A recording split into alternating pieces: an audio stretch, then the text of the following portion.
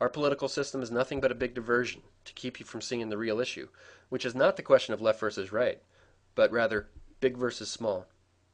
The real choice should be between the vortex-driven empire system on top here and the republic on bottom. The republic is just a group of smaller entities like people and neighborhoods, communities and states. This is the old Hamilton versus Jefferson issue from lesson 1. Hamilton pushed for big empire systems while Jefferson warned against them. And establishment left and right politicians sit at the top of this quadrant. They're both Hamiltonians. And they're the ones that get in office because the banks and corporations put them there. And the few D.C. politicians like Dennis Kucinich and Ron Paul who are actually trying to serve the Republic are extremely rare. They're on the bottom quadrants here.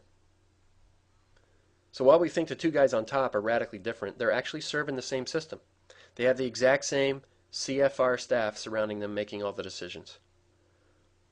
And this means Obama has a lot more in common with Bush than with Kucinich, who sits on his side of the aisle. And the banking establishment and corporate system are happy buying elections for people like this because they win either way. Neither of these top two quadrants will do anything about the vortex except fuel it further. And it's sad to see the people who feel the loss of community, the people who really feel this big versus small issue, they vote for this quadrant every time, which just keeps fueling the big, when they really should be voting for the types of people that are down here. But you'll never see money powers support these guys. They advocate things that oppose the central vortex, and that's the key difference.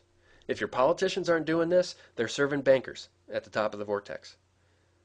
Now, I don't think most of them know it. They're, I guess, decent people, but if they're not willing to learn about this issue, get rid of them. At this point, we can't afford the classic good guy that's ignorant when we're up against the concentrated banking powers fueling the hurricane, building the empire.